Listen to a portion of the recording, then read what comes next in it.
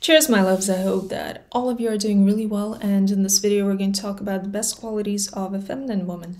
And it might not be what you think. A lot of people, when they think of a feminine woman, they think of frilly dresses, lots of lace, lots of ribbons in the hair, somebody who talks in a very soft and gentle voice and twirls around and compliments everyone around them. That is a facade.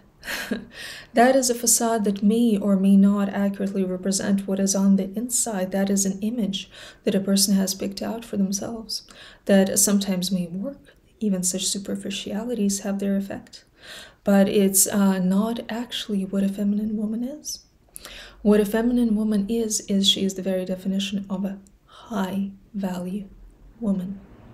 She is the very definition of a woman who brings value to the table.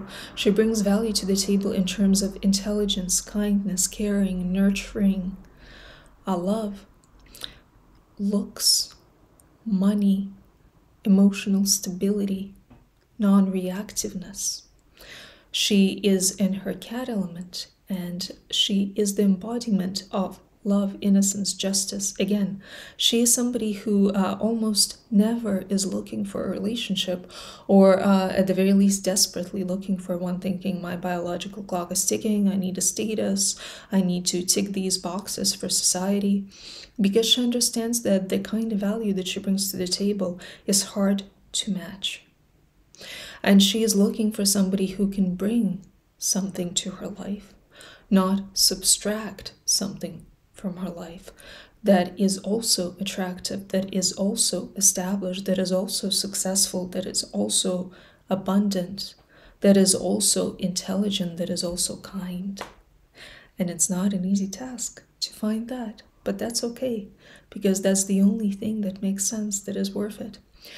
Now, there's a lot of lower value non-masculine men who confuse this woman, who put her into the category of narcissistic girls, of arrogant girls, of man-haters. She's not a man-hater. She adores men. She has a very healed masculine energy. She sees the beauty in men and in all these qualities that they possess that she barely possesses herself, or not to the degree to which she could, because she's refusing to be masculine. But she stays in her passive frame. This is obvious in things, for example, like her refusing to pursue a guy. She will not, at the beginning of a relationship, be approaching him, be initiating half the conversations, be inviting him places. Why does she not do that? Because she's authentic. She's true to herself. She understands that there is no sameness between a man and a woman. The way that society judges a woman for being unattractive, for example, is so much harsher than the way that society judges a man for being unattractive. The way that society judges a woman for being untactful, irrespectful, hurtful of the feelings of others, bothersome, is a lot harsher than the way that society would judge a man for behaving in the same way, because men and women are not the same. The expectations are not the same.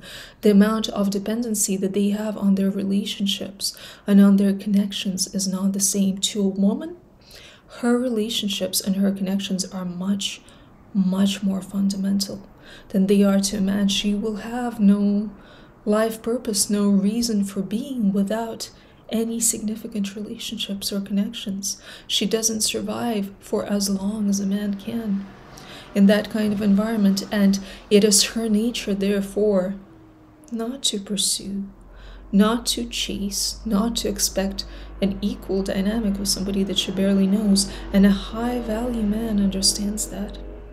A high-value man is a gentleman. He looks out for her honor. He looks out for her authenticity. He looks out for her needs, and he doesn't hurry to put her into some kind of man-hating or arrogant category, because he can see, based on their interactions, the amount of wholesomeness, of interest, and of respect that she actually has for him. Again, this is not a person who's a facade. This is not a person who is girly. This is not a person who is twirly. This is not a person who is lacy. This is not a person who only tells you what you want to hear. She can tell you some hard truths that you don't want to hear. She can reject you quite easily. She rejects people quite easily all the time. She doesn't represent niceness. She represents justice. And she brings value to the table. And she has strong boundaries. She allows to enter people who qualify. Cheers, my loves. I wish you all a beautiful day, and I'll be talking to you soon. Bye.